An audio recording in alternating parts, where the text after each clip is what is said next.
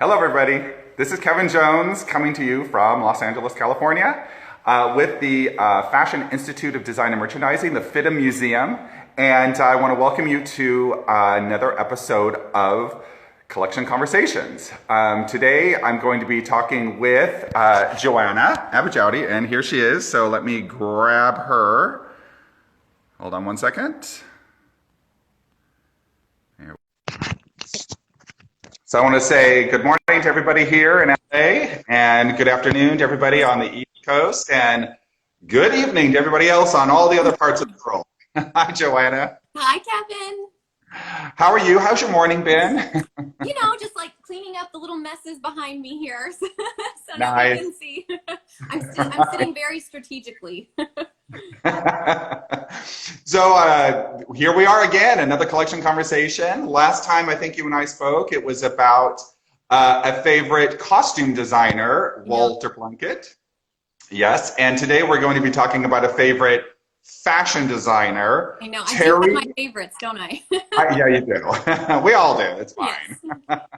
But Thierry Mugler, and hailing from Paris, France. And he has had quite an amazing, very long career in the fashion world, and he still continues today and is still very, very popular today. So, and we actually had a lot of questions come in from our viewers via Instagram or Facebook or all of our other social media from the post that you put out earlier this week.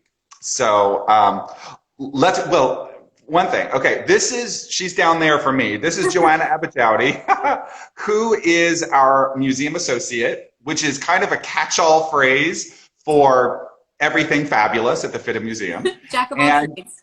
Right. Also, you hold the title of being our study collections manager. Yeah. So you interface with all of our teachers and students constantly with our hands-on study collection. We have an extraordinary collection that goes back to the 18th century, and everything is touchable. I'm so excited to start welcoming some students back on campus by appointment. That announcement was just made earlier in this week by FIDM, so come and see us. Exactly. We've missed all of you. Mm-hmm. We've been doing virtual study collection appointments, which have been very popular. Yes. So thank you, Joanna, for that. Yeah. And also, Joanna holds the gold medal for being our director of social media. You always give me a promotion when you say that. I think I'm technically the social media manager, but I'll take director. Direct president, yeah. Empress of social media. That's right, exactly. Yeah, so we all kind of do everything at I think we've talked about this in some of our other collection conversations. At a smaller institution, you do a lot of jobs, which is great because then you have your hands in a lot of different pots and you learn how to do a little bit of everything, which is fantastic. We can all kind of step in for each other as needed. Exactly. So every time that you see a really fantastic, educational, fun, quirky post, it's coming from our very own Joanna. And also with all the other things that we do, we also get to be around really beautiful objects and get to study and research them, which is what Joanna did for an exhibition she curated. So can you tell us a little bit about that? Yes. So in kind of the impetus of this talk today was that in 2017, we did a very small exhibition in our Orange Campus gallery, and it was called Thierry Mugler, Aliens to Angels.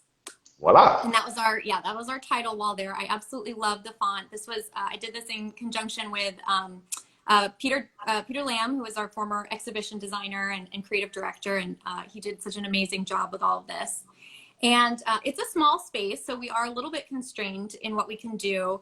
But the reason why I chose Thierry Mugler, there's a lot of reasons actually. One of them, the strongest being, as you mentioned, I work with students, and I was really surprised at the time. Now this was in 2016, 2017, how many had not heard of Thierry Mugler. And I thought, that was a travesty because he's obviously such an influential designer and somebody who is so important still today. You still see his influence. So I thought that needed to be remedied.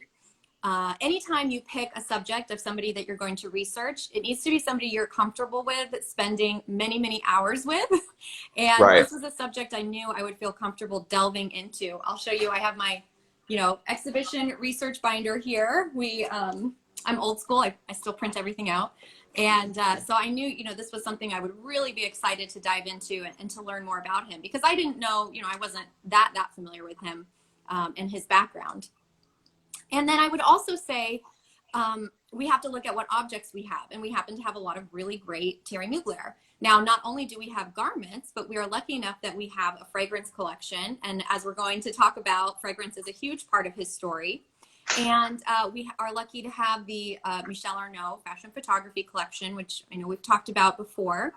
And so this was a way we could bring everything together into one space to give a complete picture of his career with using, in a smaller space and not using as many objects. So that was why I chose him. And I'm really happy I did. It was such a fun project, really fun to collaborate with Peter. And we had a lecture day on the Orange County campus. And I think it was really well received. I think people are excited to talk about him. And it just so happened that it kind of came at the beginning of this resurgence that we're seeing with him right now. Shortly after we announced this exhibition, the Montreal Museum of Fine Art announced their huge scale retrospective Thierry Mugler Couturissime, I believe it's called. And now it has traveled. It started in Montreal in, I believe, 2019, and then now it's in Germany, and I think it'll go a couple of other places. And then some of the other collaborations that we're going to get into a little bit later that he's worked on. So I think we were sort of ahead of the game. Well, and it's funny because we had a number of people contact us and say, "Oh, you're doing the Yes, Thierry Mugler show," thinking it was right. Yeah. I was like, sure. Do you want it? We'll come. And so, another thing to think about is that we have our garments that we have, as you're showing with these pictures that you're holding up, they are more of what you would call the store suits, right? So these are more of the wearable pieces. They are stunning. And, of course, we're going to get into his construction and just how beautiful his tailoring was. But it's not what you think of when you think of the Thierry Mugler runway show. And what I loved about our exhibition is we were able to show these objects. We didn't have the couture pieces that are on the runway, but we had those Arnaud photographs. So we could show the connection between what people were seeing on the runway and then what people were actually buying in the stores, which I thought was really neat. So all the images I'm showing you are from our gallery on the Orange County campus. These are the objects that were on display that Joanna selected from our collection. And we have a really wonderful collection, as she said, of suits, mainly. We don't have gowns. So this is how every exhibition starts. I have my little, you start by just making a spreadsheet of everything you have in your collection. So I still have this here. And then you whittle it down to see what themes you can come up with, what's going to look good together, and what makes sense in kind of the narrative in the story that you're telling there.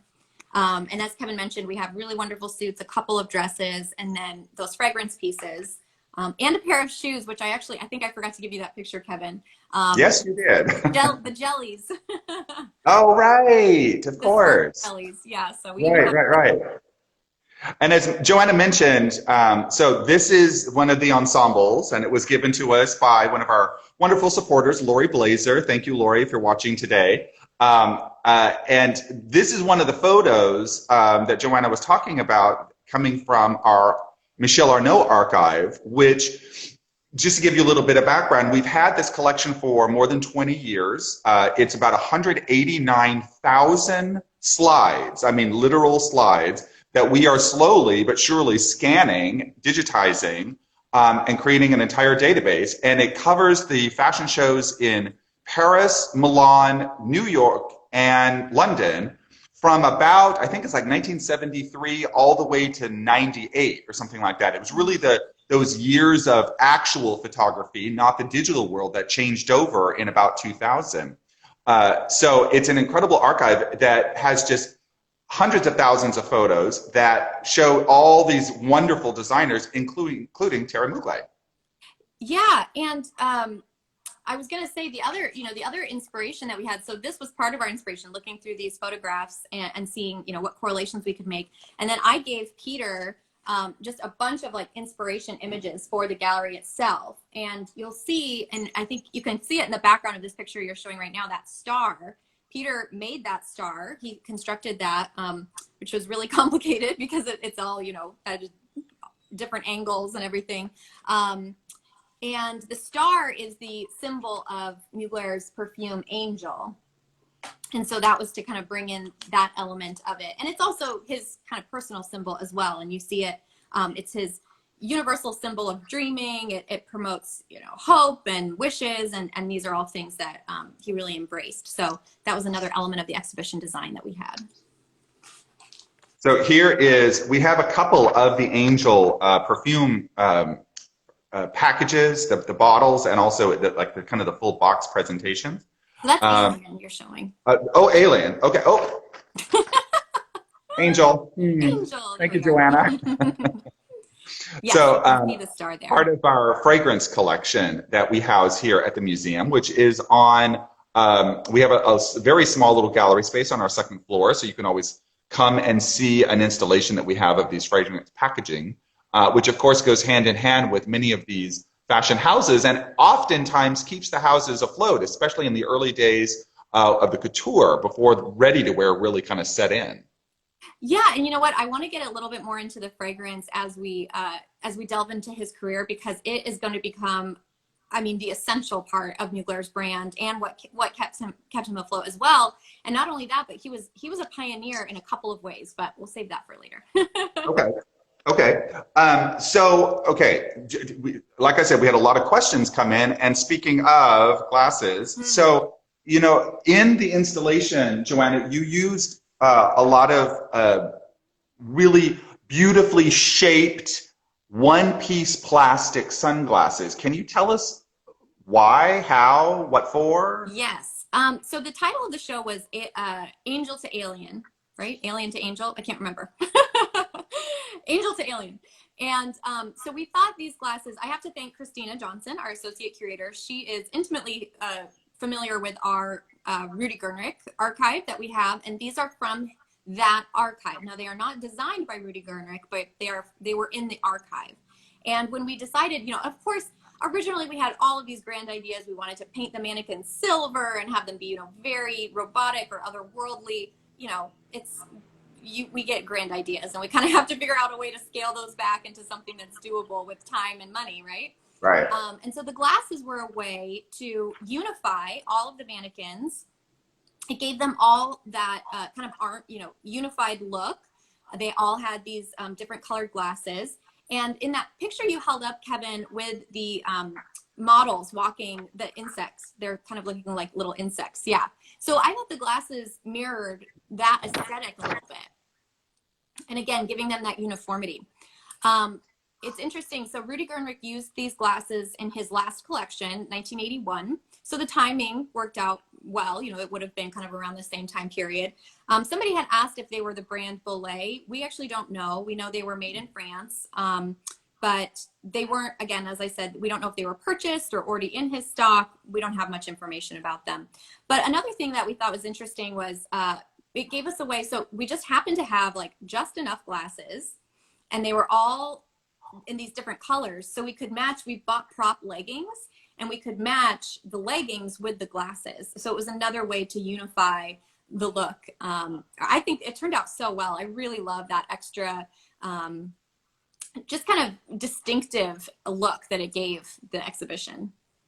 I mean, it'd be wonderful if we could find a pair of those actual glasses, sunglasses, or face shields, whatever they're called in the Mugler world, you know, for the museum's collection. We would have had those in a case, but we never would have had enough to actually, you know, dress each one of the mannequins, as you were saying. And so, you know, you have to come up with ways of telling the story, but also making sure that everything kind of works itself together. And as you said, when you have limited time and budget, you can do fun prop elements that are totally in keeping with the story you want to tell and the designer's intention, but at the same time bring it to life in a way that doesn't cost a lot.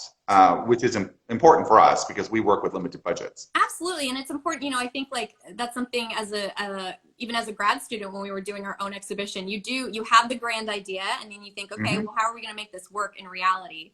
And we're constantly doing that. You know, I think you think outside the box, you think big, and then you figure out a way to make that vision work. Lee Wishner made a comment. She said, we also didn't use wigs, which if you've been to our exhibitions, you know, we typically use wigs. And that was a purposeful decision, again, to give that otherworldly alien look to the mannequins. Right. So let's talk about Monsieur Mugler himself. Can you give us some background information on him and how he got started, and how long has he been going? When did he start? Yeah. So, he has such an interesting story. He grew up in Strasbourg, France, which is right on the French-German border. And one of the reasons I think that's interesting, if you look at pictures of the city, it's very Gothic, lots of a Gothic cathedral architecture. I think that might have started this obsession with the heavens and the Madonna figure and angels, you know, heaven and hell, that juxtaposition there. You do see that coming out later in his work. I'll talk a little bit about his childhood. He was a lonely child, as often artistic people are. He didn't find much connection in this very small city that he had, and so he turned inward to his own interests. He went to comic books, to writing, to going to the movies, and to doing little plays, little puppets, and things like that. And I think this is also very interesting because you 100% see these influences later, particularly Hollywood, the 1940s, and comic books. And again, we'll talk about that as we delve into his career, but these are influences that stayed with him for the rest of his life. Where he really shone was in his dance skills. So it turned out he was a very, very talented dancer. He was a corps ballet member at the Opera Rhine Ballet. Opera Rhine Ballet. When he was just 14 years old, and he stayed there for 6 years. And that's actually what took him to Paris, is he was going to start dancing for a company there. Then, you know, he decided that he was going to turn to fashion, turn to design. It was something that had always interested him. And he started, he was making his own clothes, and people were stopping him. He was wearing these wild ensembles, you know, colorful and star-shaped buttons and rainbow-colored fur and trousers and things like that. Just really, you know, he grew his hair long and dyed it. He was just kind of totally out there, and people loved it. They were stopping him and asking him where his clothes were from. So he started, he was a window dresser at a boutique, and this is in the 60s. He was doing sketches for pret-a-porter, like freelance.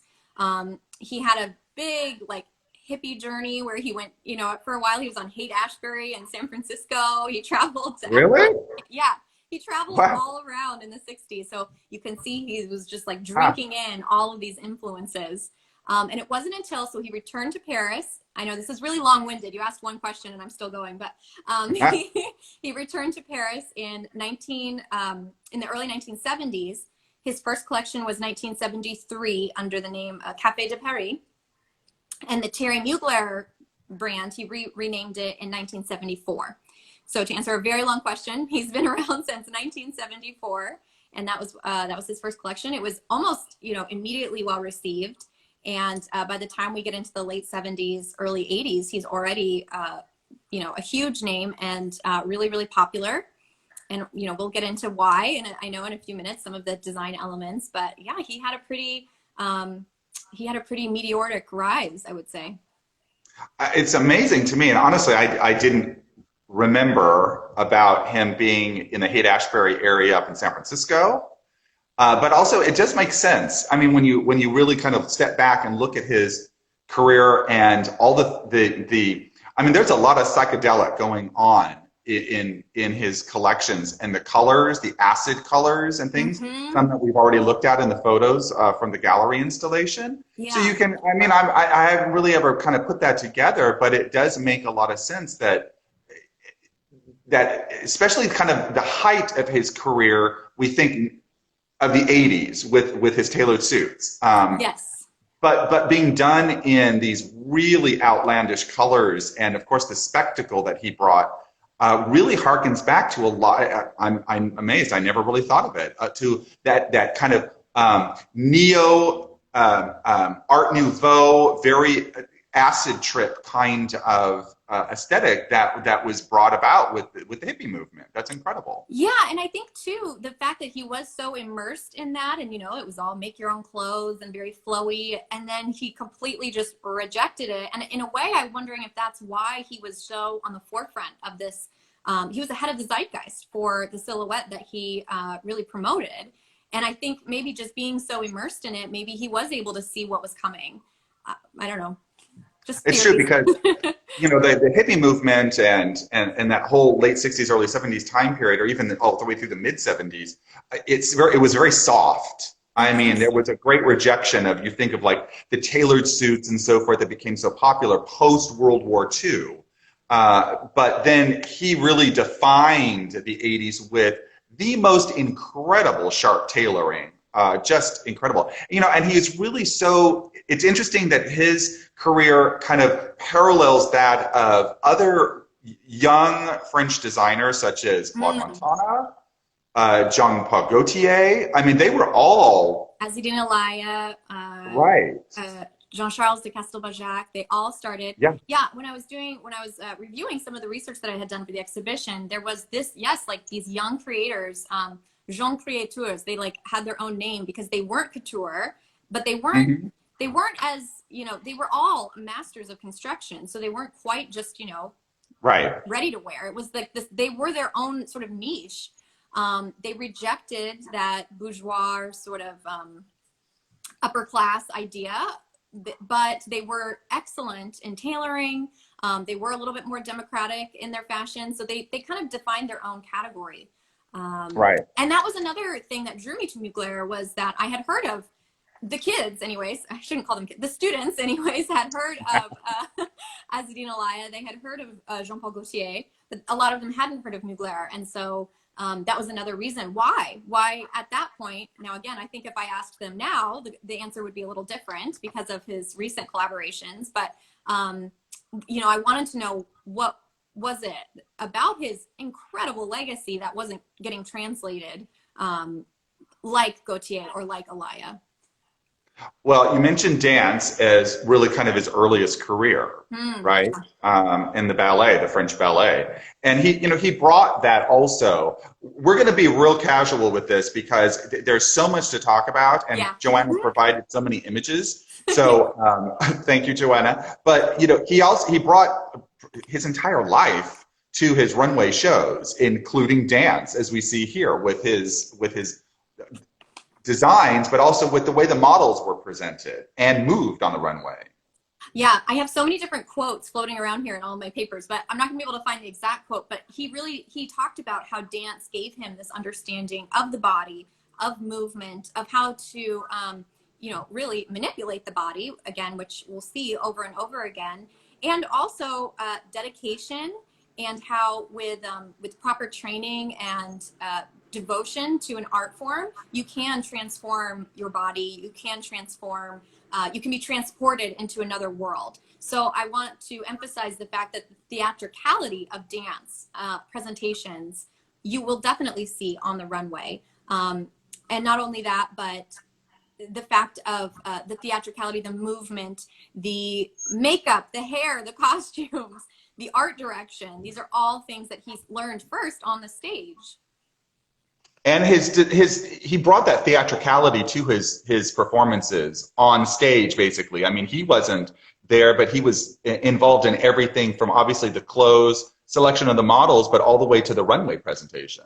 Yes, and again, this is something I mentioned, his love of movies and his love of comic books. And you will definitely see this because he would storyboard his fashion shows as almost like you see like with a comic book, right? Like he would break it up into panels, and that's how he would plan out his presentations. He was in charge of everything from, as I mentioned, the lighting, the makeup, the hairstyling, what they would be doing on the runway. It was his show. And if you read accounts of working with him, he was just in complete control, and that was how he liked it. He didn't want anybody else to be in charge. He wanted to make all of those decisions.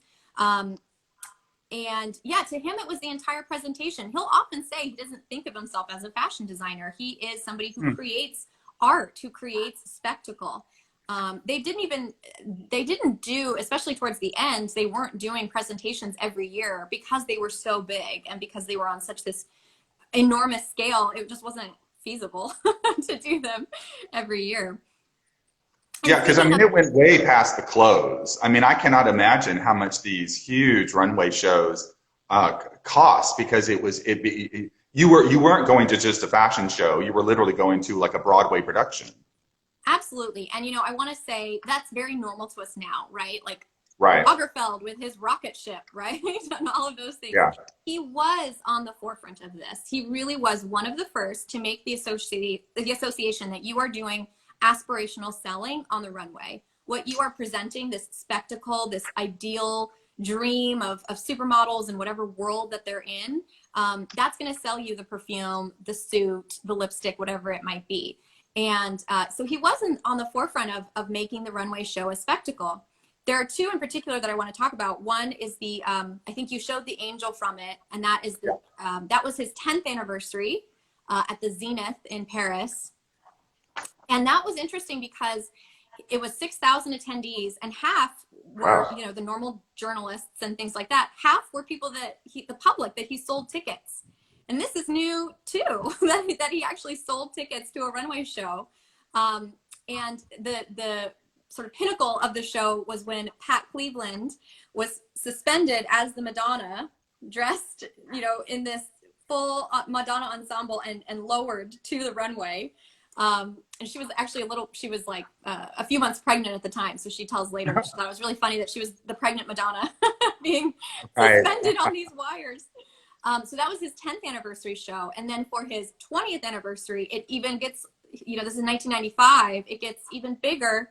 And that one is actually broadcast on French television. It was on it was on TV. It had Verushka, Jerry Hall, Diana Ross. I'm going to forget some of the other names of the people that were there, but it was David Bowie. I mean, it was just there's no other word for it besides spectacle. And one of my favorite quotes that I saw when I was doing my research was that he was the P.T. Barnum of the fashion world, because he was a showman through and through. And think how much competition he had, because it was at a time where, other design houses were taking note, and you had, wittiness, like Moschino and other designers, that really was an incredibly creative time to be outlandish. But also, we cannot forget that this was a business. There had to be money coming in order to pay for all of the spectacle. And it was coming through clothes. And as you mentioned, it was the sale of the fragrances and everything else, which often keeps fashion houses afloat. We are fortunate to have kind of this really great package here that shows how the kind of the fashion side of his world worked. Can you tell us what this is? Yes. So this was from, this is a set of illustrations. They are reproduction illustrations, and it was actually donated to us by our PR director, Shirley Wilson. And these are his sketches. And we did display these in the exhibition. I forgot to mention that. And you can see the extremism in his sketching, those wide shoulders, the tiny wasp waist, these Amazon women. I just love these sketches because you really see just the power and strength that he imbues on these women. And what's really exciting is that the sketch on the very end, yes, this one, we have this in our collection. And so it was displayed in the exhibition. And not only do we have this sketch, but we have the runway photograph as well. So here it is. Now, this is a full disclosure. This was when it was in our Capturing the Catwalk exhibition, which was done by Megan Hansen. But you can see we got these little mesh. These are prop gloves to match, and that's Nadia Araman. One of his great muses. He used her all the time. And so one of the things we love to do at our institution is to show the kind of journey of an idea, right? So from sketch to ensemble to runway. And so it was really neat that we had all of the objects to be able to do that. And do you know, was he ever actually formally part of the French couture, or was his spectacles just so over the top that they seemed like the couture. He was. You know what's interesting? In 1992, both he and Jean-Paul Gaultier were invited after much hemming and hawing by the Chambre Syndicale de Couture to join. And so he then started doing couture shows along with his ready-to-wear. And of course, being Mugler, he couldn't make it simple. He would show sometimes ready-to-wear in the same show as couture, and he ruffled a lot of feathers that way. But to him, he absolutely loved doing the couture. I do have a quote right here that I'm going to read you. So for him, this is his thoughts on couture. Couture is a spirit. It is not showing off. It's deep research for a cut and silhouette, experimentation and elegance. It is something extreme and essential, the essence of fashion. Oh, I just love that so much. And so you can see he used it as a way to do his experiment, to live out these fantasies and his inspirations, and then again to translate them into the store suits and the clothing that women would be buying. I think there was one article that was talking about the lavishness of what you see on the runway just becomes then a kernel of what drives, you know, the store suits or what you're seeing in the store. Yeah, and he was, and still is today, so well known for these crisply tailored suits, you know, that really harken back, I think, a lot to the times of the 1940s, because of course we had the shoulder pad look, you know, again, but also just I don't know, maybe the fantasy of that glamorous Hollywood world of Adrian and the movie The Women. You're so right. Yeah. So first of all, I just want to say this was posted on his Instagram. This is a Helmut Newton photograph. So we were really excited to find that match because the other suit is from our collection. In the 1940s, one of his biggest inspirations. In fact, at the lecture day that we had for this exhibition, we had somebody, Kimberly Truller, for people who know her, gave a presentation on Mugler's connection to Hollywood costume in the 1940s because it's just that strong. You can see it in his runway, and not only in the silhouette, but in the maquillage and the hair, in everything. And if you think about when he grew up, you know, when he was born, it was the 1940s, 1950s. So he was going to the movies and seeing that. And I think it's just that idea of the glamour, the idealized woman. He mentioned Travis Banton's work for Marlene Dietrich was one of his biggest inspirations. And, you know, again, at the museum, we happen to have a Travis Banton piece that was worn by Marlene Dietrich. So again, that was another connection with Mugler. But you're absolutely right. You definitely see it in the tailoring. And I should say his tailoring and construction, for somebody, he didn't study fashion formally. And that's what I was going to ask next is how? Because these are so well tailored, and they're not just simple seam lines either. I mean, there are very complex cuts, and often asymmetrically. You know, the collars don't match on each side, so there's doubling your work. Yeah, asymmetry is a big hallmark of his work. You know, the points. You know, I had somebody looking at a piece in the study collection who did tailoring, and he was noticing the cuffs, even just like how intricate the cuff design was, you know, all sorts of little details. And yeah, he wasn't formally trained. You know, maybe it's just surrounding himself with the right people who could teach him how to make these silhouettes. But it was very, very important to him. I think before he was invited into the couture, you see interviews where he's saying, you know, the things that I'm making, they are quality, and that's not something I'm willing to compromise on.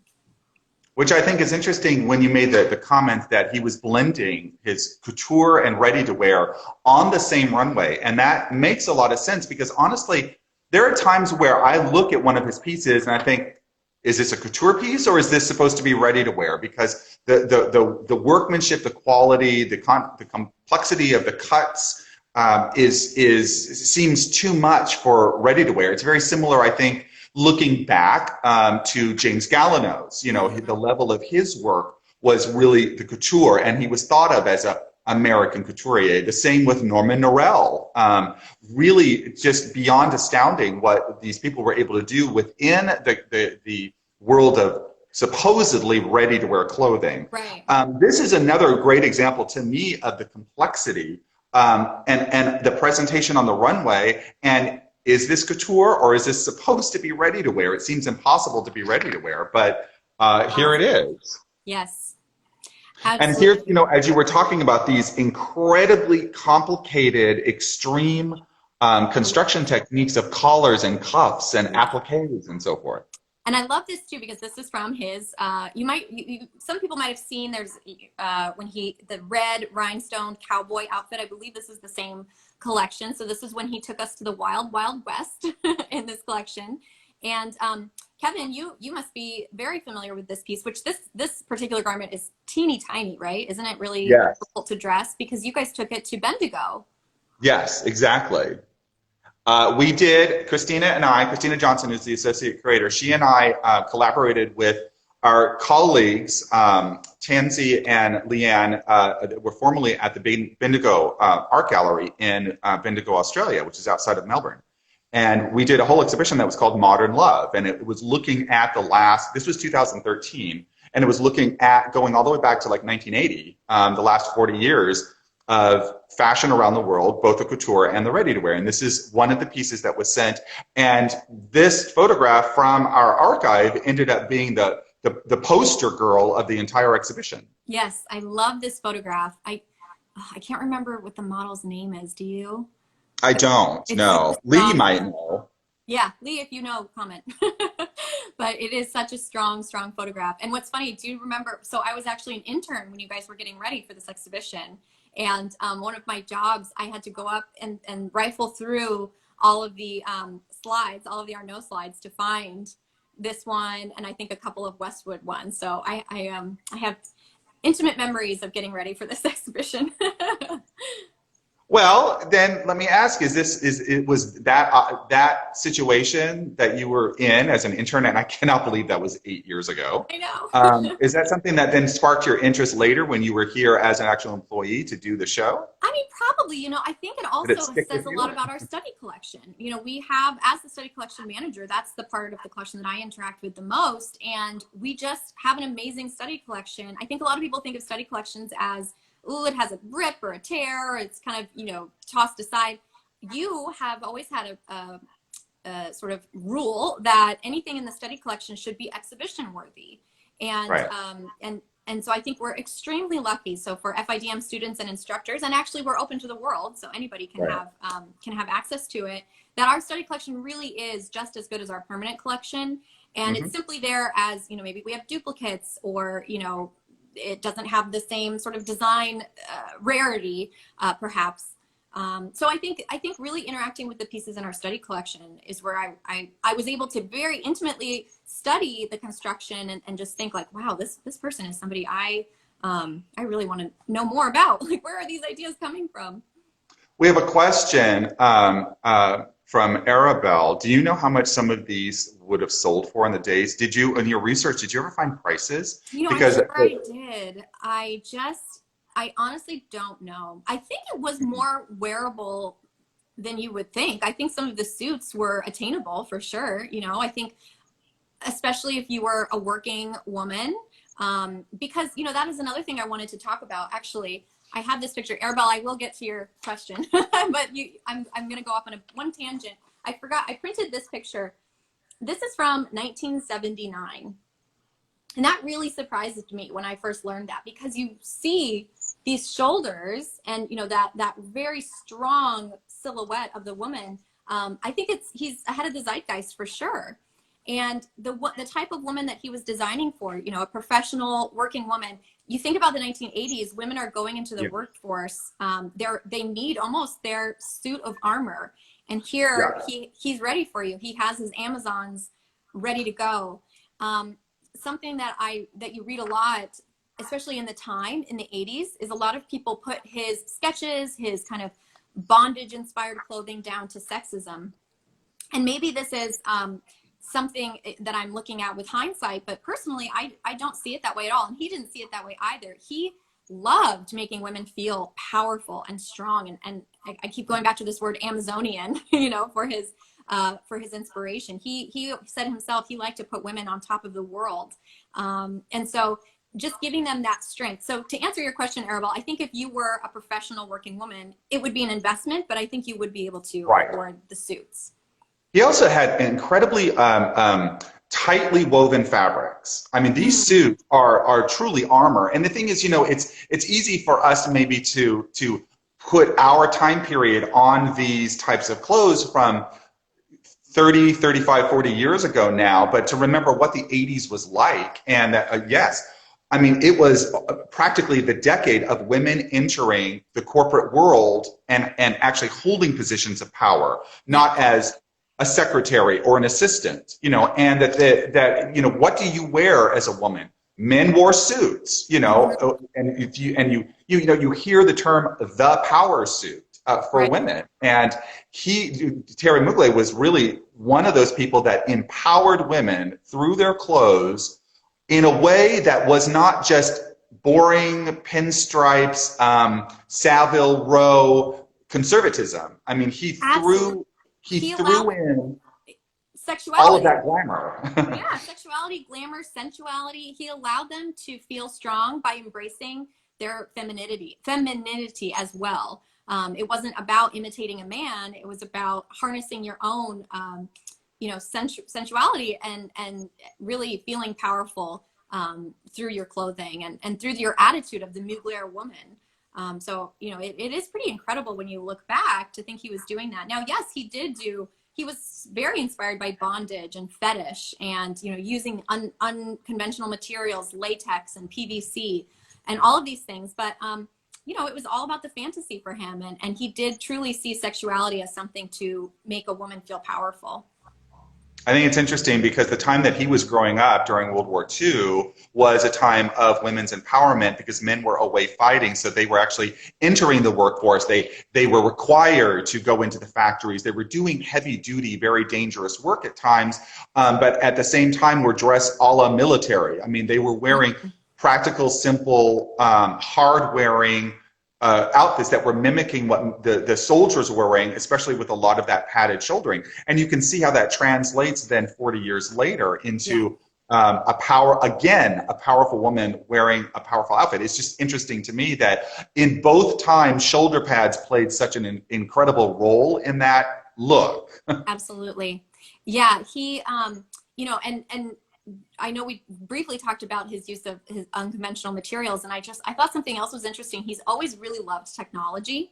And I remember I was going through my research, and he was a very, in the 1990s, he was experimenting with virtual runway shows using a computer system to make models on the runway. And they said, oh, we can change the color of the suit really easily. And so he's somebody who's always been thinking forward, always what's next, what's coming next. And so I think, again, talking about women and making women powerful, he saw that. He saw that that was what was coming for this decade.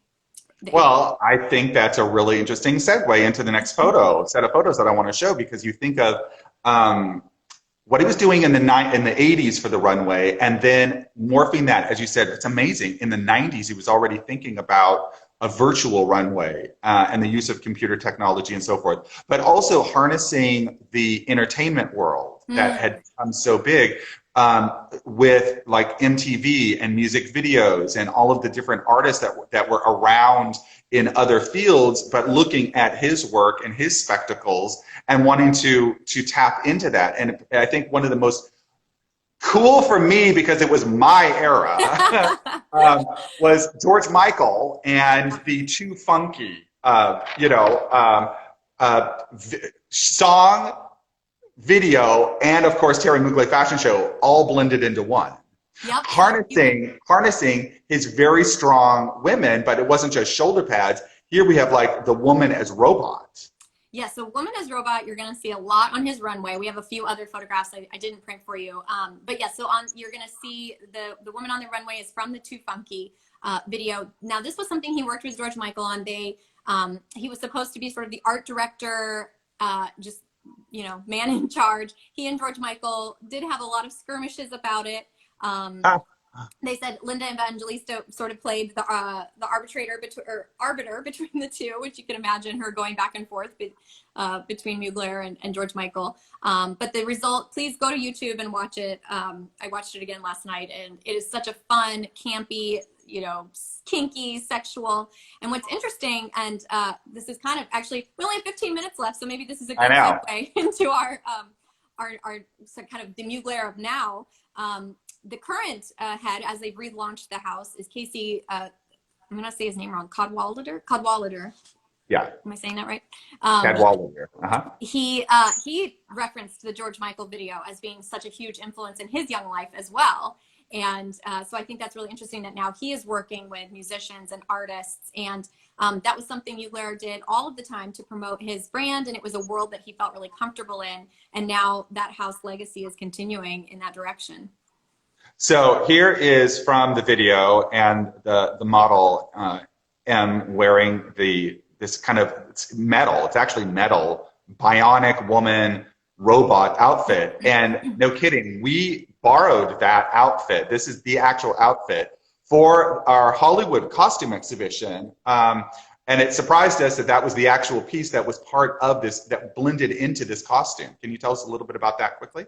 Yeah, so it was used in the 2011 Hugh Jackman film Real Steel, and this time you can see it's pictured over a bodysuit. So now I wasn't there for this, but Kevin, you let me know that it was extremely difficult to dress to get this on a yeah, to get it on a mannequin. I mean, mannequins are notoriously difficult, but especially when the item you're dressing is not malleable, it's even harder. So it's interesting to see the changes that they made for the film, you know, making this bodysuit to give it a little bit more, let's say, modesty. Right, and we were secretly hoping, pie in the sky, that, oh, maybe Monsieur would donate this to the FIDM Museum, but it went back to the archive, So I know we only have a little bit of time left, and I still have a lot of photos. I would love just to touch on some of his themes that you have mentioned, yeah, sure. that he liked to tap into. And again, for everybody, these are photos from our Michel Arnaud archive, you know, and the archive is open for research. So this is a little bit of a commercial, and also for licensing, so which directly helps the FIDM Museum. So here we have total comic book, right? Yes. Yeah, so yeah, the things that we're going to look at here, just that superhero fantasy. And I believe this was the same collection as the motorcycle bustier.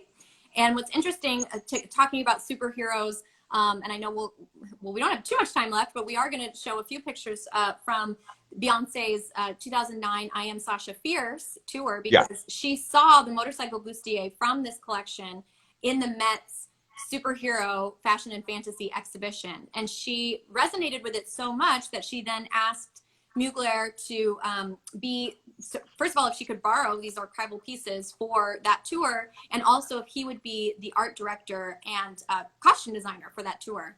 So not only did she wear archival pieces, but he also designed one-of-a-kind pieces for her stage tour as well. So just, yeah, this idea, and he said at the time, I really appreciated the fact that she came to me, because she could have gone to another younger, newer designer, but she recognized that I was the one who was on the forefront of this women as superheroes movement, really. And here is another one of the superheroes.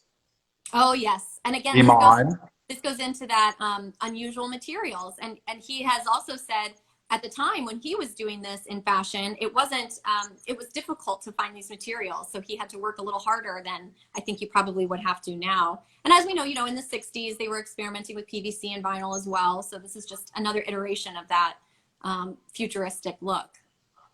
I do think it's interesting that he was using the similar materials to then tap into various aspects of his sexual psyche, and so forth, because you know, one of the other aspects that you mentioned earlier was his interest in kind of latex, and you saw that in that red outfit that was kind of the superhero look, but here is definitely not the superheroes. This is more of your fetish world. Oh, this is one of my favorite photos, just the poses of these women, so powerful. Yeah, so fetish and bondage was a huge inspiration. He does have a quote, and it was fun for him. It was all clothes have to be a little bit kinky to be any fun or to be any good. He said the opposite, vulgarity is fun. He said the opposite of good taste is safe. So, you know, he's just always pushing the boundaries, and bondage and latex is a way to do that. Again, empower. Oh, this is Cindy. Oh, she looks so much like her daughter here. Or yeah. that huge, huge bombshell hair. You know, here you really see those 60s kind of Barbarella, Barbarella. Barbarella inspiration in this collection for sure. And the strategically placed little blow up nozzles. Yes, and I will say that breasts were always a big design inspiration, I guess, for him. He has quoted as How big of an inspiration were those breasts? Well, I'll leave it to you to the Very, right. A picture speaks 1,000 words.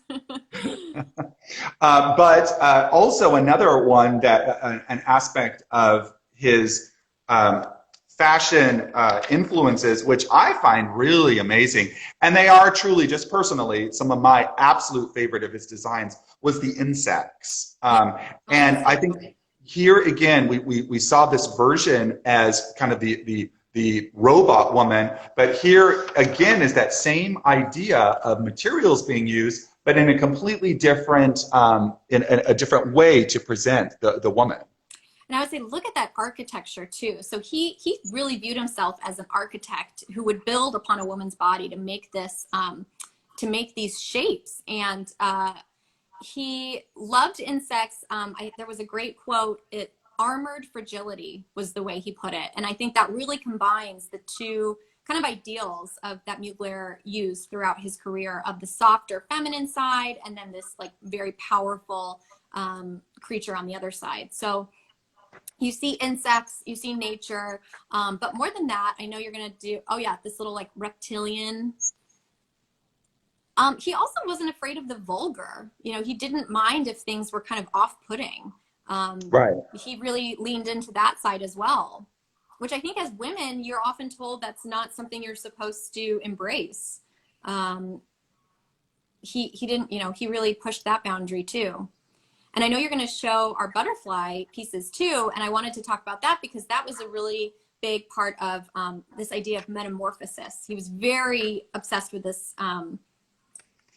Yeah, that's one of the things that I think is interesting, is really transforming a woman into what she would like to be or what he would like her to be at any given time. And it can be anything as long as it is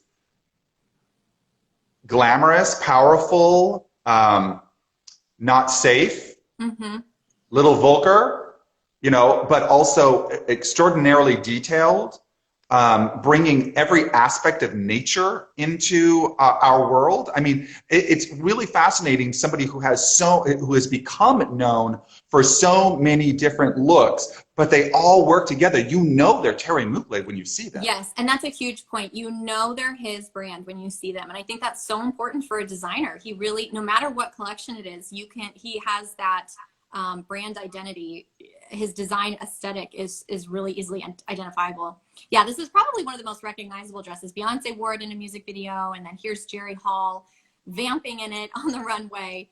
This beautiful butterfly-inspired, all completely sequined gown. And yeah, metamorphosis was something that you see in many, many collections, but particularly with the insect idea. Well, and it's something that really kind of tells you how his staying power as well in the visual world, in the performance world, that 30 years, 40 years later, young people, young artists, and so forth want to go back and tap into that, because, you know, this could have ended up in, you know, an archive and just been taken care of and nobody would have ever worn it again. But obviously Beyonce, you know, is looking back at these powerful images of Jerry Hall and making it brand new again for another generation, 3 or 4 generations later even. Absolutely. You know, and I know we're going to, you know, maybe just to wrap things up, because we're almost out of time here, we can talk about, you know, his resurgence with the new generation. You know, so a lot of young people might know Mugler, particularly because his work with Cardi B and Kim Kardashian. This Cardi B moment was huge. It totally went viral. So we did get a question from Dr. Eric Pritchard, who was one of our collection conversation guests a couple of weeks ago, about the Mugler being worn now. Is it archive? Is it new? Is it a combination? And the answer is absolutely a combination. So this was the 2019 Grammys. And you can see this was from the 1995 collection, that huge exhibition, the huge fashion show that I was talking about for the 20th anniversary. And the ensemble was inspired by The Birth of Venus by Botticelli. And so this came about because of Cardi B's stylist, Colin Carter, reached out to the designer and first wanted Cardi to wear some Mugler in a music video. He initially declined. He said he was open to it, but it just wasn't the right time. And then when she was nominated, they said, okay, now we're gonna go all in. And she actually wore 3 looks for that Grammys. So this is the look she wore, same collection, for the performance. And that's actually Julie Newmar wearing it on the runway there. So these are the actual pieces from the Mugler archive. Some people asked if they were recreated. No, they did make a few. Mugler's own, seamstresses made a few adjustments, obviously, to tailor it to her. There's a great video on Vogue.com that goes through this whole collaboration between the brand and Cardi B. So I recommend watching that if you want to get a little more information. And then she also wore one of his dresses to accept, and this one I believe is from the 1997 collection, and she was accepting Rap Album of the Year. She was the first solo woman artist to win. So fashion history moment and music moment. And again, that's so Mugler, right? They go hand in hand a little bit. So she just looked amazing, and they continue to collaborate, but it is a mixture. So sometimes on the runway, she'll wear archive, like she just wore one of his archive pieces for an Interview magazine spread, but then she'll also wear Casey Cadwallader and his new brand, like for the WAP music video. That was all the new brand with Casey. So I think it's really interesting that the new director of Mugler is also trying to really work with artists and music and living up to that brand DNA in that sense.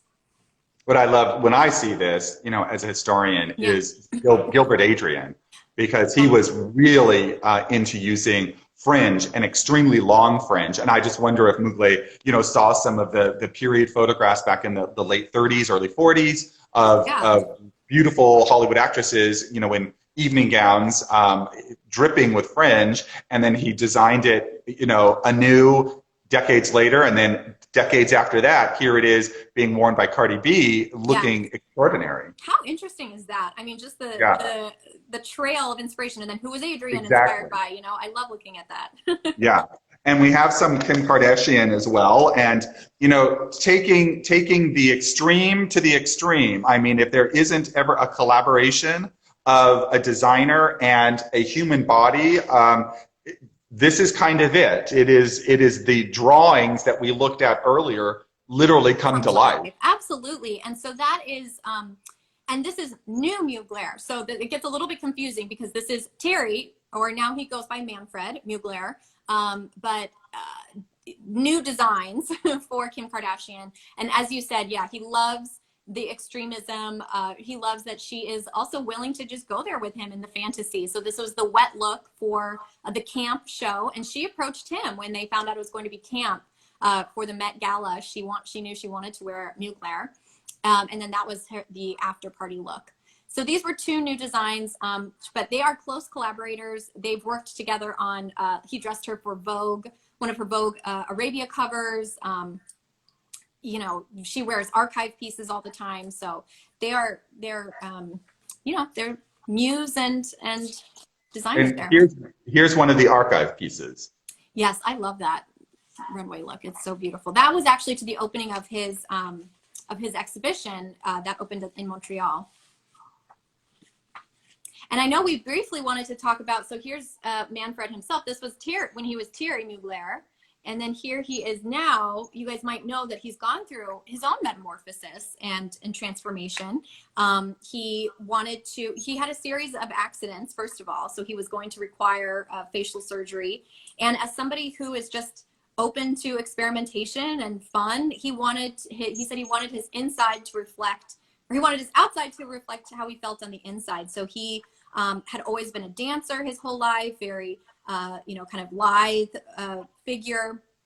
And he said he wanted to feel more like a warrior. So he got really into bodybuilding, and he said he wanted his face to sort of look like a superhero. So I think it just totally fits with him and with his path. He left his brand in 2003. In 2003, they shut the fashion side of the brand down. Continued with these blockbuster fragrances. You know, Angel was one of the first gourmand fragrances of its time, and continues to be a bestseller. And then since then, you know, has gone on to do theater, has gone on to do Cirque du Soleil. He's currently working on a ballet at the London Coliseum. So he's just, he said fashion wasn't the right tool for him anymore to express this artistic vision that he had in his head. And I think you can see it also in his physical transformation. Well, no kidding. The hour has gone by in about 10 minutes. Yeah. Oh my gosh, so much more to say. Yeah, but thank you, Joanna, for your research into Thierry Mugler, and also for pulling together all of the fabulous photos that I got to show up, you know, everybody today, because it really, it's an astounding career. I mean, it's marvelous when you see somebody, and just to be in awe of somebody with so much creativity, so many ideas, but also, you know, they were able to push through to actually bring it to a reality, and to continue to grow in their field, and to bring all of us with him in his spectacles of design, the music videos, and how wonderful, like through the Arnaud photo archive, that it was recorded, so we can tap into that today, so our design students can be inspired today and take it to the next level. But also at the same time, it's fascinating to hear about the man, and how, you know, if within his career, his design world, his passion, that he has now moved into another direction. Because, you know, it's got to be amazing when you spend 45 years in a field and you've gone all the way to the top, and it has been sustained for so long. What do you do next? And that he doesn't just sit down. Lack of things to do. You know, I think this man has so many visions in his head. I can't wait to see what his next project is. And thank you for having me, and thank you everybody for tuning in. You know, I think we could all use a little fantasy right now, and so I'm happy that we could spend an hour with Monsieur Mugler and be a little bit inspired and travel off into another dimension with him. That's right. Thank you. So I hope everybody has a great week. We'll be again with you in 3 weeks. We're actually going to be delaying a week because of the Easter holiday. And so come back and join us on April 9th for our next collection conversation. And I'm very excited. It is going to be with a young, fantastic person who works in the theater world in England and has a great passion for the designer Hubert de Givenchy. So until then, happy spring to everybody. Be safe, and we look forward to seeing you again. Thanks Bye-bye. so much. Bye, Kevin.